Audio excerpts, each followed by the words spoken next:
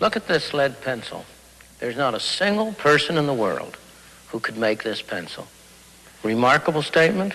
Not at all. The wood from which it's made, for all I know, comes from a tree that was cut down in the state of Washington. To cut down that tree, it took a saw. To make the saw, it took steel. To make the steel, it took iron ore. This black center, we call it lead, but it's really graphite, compressed graphite. I'm not sure where it comes from, but I think it comes from some mines in South America. This red top up here, the eraser, bit of rubber, probably comes from Malaya, where the rubber tree isn't even native. It was imported from South America by some businessmen with the help of the British government. This brass ferrule, I haven't the slightest idea where it came from, or the yellow paint, or the paint that made the black lines, or the glue that holds it together. Literally thousands of people cooperated to make this pencil. People who don't speak the same language, who practice different religions, who might hate one another if they ever met. When you go down to the store and buy this pencil, you are in effect trading a few minutes of your time for a few seconds of the time of all those thousands of people. What brought them together and induced them to cooperate to make this pencil? There was no commissar sending out orders from some central office. It was a magic of the price system, the impersonal operation of prices that brought them together and got them to cooperate to make this pencil so that you could have it for a trifling sum. That is why the operation of the free market is so essential, not only to promote productive efficiency, but even more to foster harmony and peace among the peoples of the world. Concerning your comments, your non-controversial comments that there's no place for government in private medicine, what are your views on the regulatory powers of the FDA and the work that they're trying to do? Well, you have a great many heart specialists in this room, I think, or some. I think if you ask them, they will tell you that there are some excellent beta blockers which are available in Great Britain, in Canada, and in the rest of the world, which cannot be sold in this country because of FDA regulation. I have seen estimates from reputable physicians that the availability of those beta blockers would save roughly 10,000 lives a year. I believe the FDA, as it has been operating, has done vastly more harm than good. I have no doubt that it has prevented some bad drugs from coming on the market. But in compensation for this, it has also prevented some very good drugs from coming on the market. It has made the cost of discovering and developing new drugs, it has increased it enormously. It has driven medical research out of this country and into other countries. So I think the FDA has been an unmitigated disaster over the past 20 years. Yes, sir. Dr. Friedman, I'm fascinated by your question or your statement that licensure is something that has been a harmful effect, especially in the area of medicine. I think this probably comes as a bit of a shocker to most of us. What do you answer the particular problem which relates to control, say, of quackery, of inadequately trained individuals who are dealing with situations where vital decisions, of course, don't have the option for the normal, slow process of people getting education, finding out what goes on during that particular period, and how do you worry about that? Sure, you should worry about that. Let me ask you first a very simple question. How many people do you know who pick their physician by opening the yellow pages, taking all the licensed physicians, taking a pin and sticking it in? Quite a number, I would suspect, might. No, maybe. I don't know very many of those. My point is that having a license is no assurance of the ability to practice medicine. A man was licensed 30 years ago. He may be thoroughly incompetent now. So licensure is no assurance of quality. In the next place, we have lots of other assurances of quality. The fact that a man may offer himself as a physician doesn't mean that he can misrepresent his training. If I hang out a shingle saying I am a graduate of the Harvard Medical School when I am not, well, then I ought to be sent to jail, and I should be sued for fraud and misrepresentation. So that there's nothing about the absence of licensure that makes it unnecessary for people to be able to demonstrate their capacities. And indeed, you would be more inclined under that kind of a system to look at what an individual's qualifications were. We don't require licensure for lots of skilled professions. We don't require licensure in most states for an architect. Yet very few architects are able to practice successfully without having good training. In the next place, the way in which most of us, and this is why I linked this discussion to the Mayo Clinic, the way in which most of us get assurance of quality about anything, is not because we directly can judge. If I go buy a shirt at the store, I can't judge the quality of a shirt. If I buy an automobile, I can't judge the quality of the automobile. We get our assurance from the middleman, from the department store, which stands in back of the shirt, and which has a strong incentive to provide me with good shirts. From the dealer, who wants to stay in business for a long time selling cars, has an incentive to provide an assurance of quality.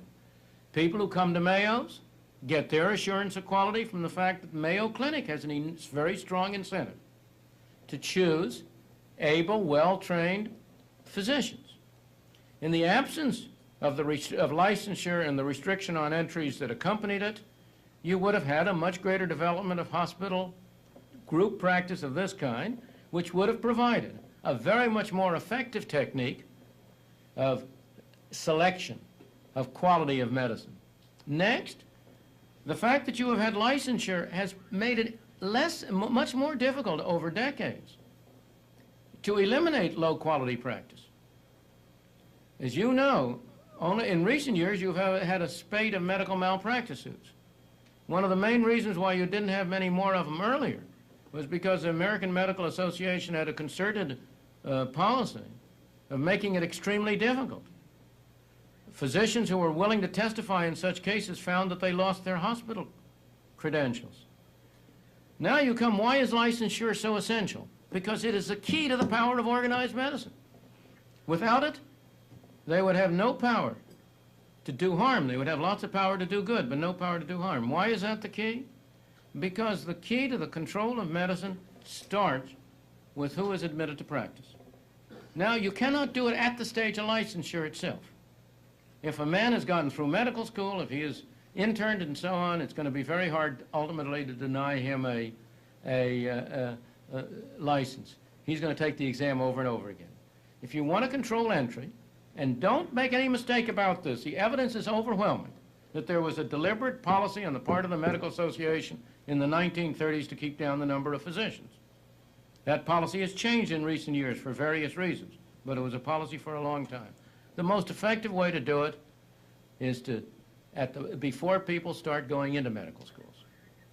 And licensure was a key to this because the licensure laws in almost every state, as a result of the pressure of the organized medicine, require that nobody may be licensed who is not a graduate of an approved medical school. And by some strange accident, the list of approved schools in every state is identical with the list of schools approved by the Council on Medical Education and Hospitals of the American Medical Association. And I can go down the line, a long line of them, and you will discover, every time you look at this, that the key element is licensure. Now, moreover, licensure is critical to preventing the unauthorized practice of medicine. You and I know, and many of us know, that there are many medical practices which can perfectly well be carried out by people who do not have the full training. People who are medical technicians. There has been some increasing use of them in recent years.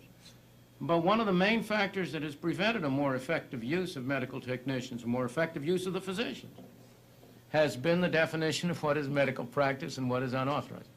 You've started me on a subject on which I could go a long time, but perhaps I've said enough to suggest that it isn't quite as simple as it may seem at the outside. That a label of good housekeeping is not the same thing. Yes, ma'am. Dr. Friedman, you mentioned that 80% of the people in the country are covered by private insurance plans.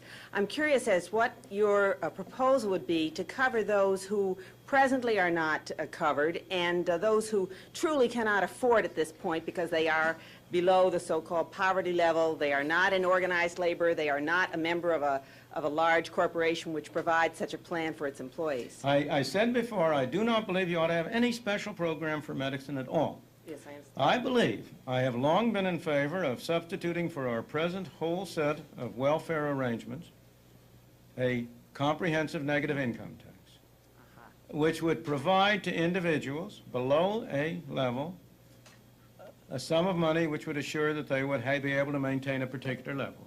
There is no reason why part of that sum of money cannot be spent on the purchase of the same kind of medical insurance everybody else has. I have long been opposed, and I think you should be opposed, to giving special sums of money for people for housing, and another sum for food, and another sum for clothing, and another sum for medical care. We ought to give people, the problem of poverty is money. Right, exactly. And we ought to have a program under which we assure a minimum level of income, of spending, and then let people spend it the way they want. Absolutely. Good answer. Thank you. Has socialism failed because its good qualities were perverted by evil men who got in charge? Was it simply because Stalin took over from Lenin that communism went the way it did? Has capitalism succeeded despite the immoral values that pervade it? I think the answer to both questions is in the negative. The results have arisen because each system has been true to its own values. Or rather, a system doesn't have values, I don't mean that, has been true to the values it encourages, supports, and develops in the people who live under that system. What we're concerned with in discussing moral values here are those that have to do with the relations between people. It's important to distinguish between two sets of moral considerations. The morality that is relevant to each of us in our private life, how we each individually conduct ourselves, behave. And then what's relevant to systems of government and organization are the relations between people. And in judging relations between people, I do not believe that the fundamental value is to do good to others, whether they want you to or not. The fundamental value is not to do good to others as you see their good. It's not to force them to do good. As I see it, the fundamental value in relations among people is to respect the dignity and the individuality of fellow men. To treat your fellow man not as an object to be manipulated for your purpose, but to treat him as a person with his own values and his own rights, a person to be persuaded, not coerced, not forced, not bulldozed, not brainwashed. That seems to me to be a fundamental value in social relations. Whenever we depart from voluntary cooperation and try to do good by using force, the bad moral value of force triumphs over good intentions. And you realize this is highly relevant to what I am saying, because the essential notion of a capitalist society, which I'll come back to, is voluntary cooperation, voluntary exchange. The essential notion of a socialist society is fundamentally force. If the government is the master, if society is to be run from the center, what are you doing? You ultimately have to order people what to do. What is your ultimate sanction? Go back a ways. Take it on a milder level. Whenever you try to do good with somebody else's money, you are committed to using force. How can you do good with somebody else's money unless you first take it away from them? The only way you can take it away from them is by the threat of force. You have a policeman, a tax collector, who comes and takes it from you. This is carried much farther if you really have a socialist society. If you have an organization from the center, if you have supposed government bureaucrats running things, that can only ultimately rest on force. But whenever you resort to force, even to try to do good, you must not question people's motives. Maybe they're evil sometime, but look at the results of what they do.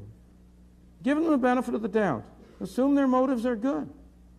You know, there's an old saying about the road to hell being paved with good intentions. You have to look at the outcome. And whenever you use force, the bad moral value of force triumphs over good intentions. The reason is not only that famous aphorism of Lord Acton. You all know it, you've all heard it. Absolute power corrupts. Power corrupts. Absolute power corrupts absolutely. That's the whole aphorism. That's one reason why trying to do good with methods that involve force lead to bad results. Because the people who set out with good intentions are themselves corrupted. And I may add, if they're not corrupted, they're replaced by people with bad intentions, who are more efficient at getting control of the use of force. But also, the fundamental reason is more profound. The most harm of all is done when power is in the hands of people who are absolutely persuaded of the purity of their instincts, and the purity of their intentions. Thoreau said that philanthropy is a much overrated virtue. Sincerity is also a much overrated virtue. Heaven preserve us from the sincere reformer who knows what's good for you and by heaven is going to make you do it whether you like it or not. That's when you get the greatest harm done. I have no reason to doubt that Lenin was a man whose intentions were good. Maybe they weren't. But he was completely persuaded that he was right, and he was willing to use any methods at all for the ultimate good. Again, it's interesting to contrast the experience of Hitler versus Mussolini. Mussolini was much less of a danger to human rights because he was a hypocrite. Because he didn't really believe what he was saying. He was just in there for the game. He started out as a socialist. He turned to a fascist. He was willing to be bribed by whoever would bribe him the most. As a result, there were at least some protections against his arbitrary rule. But Hitler was a sincere fanatic. He believed in what he was doing, and he did far greater harm.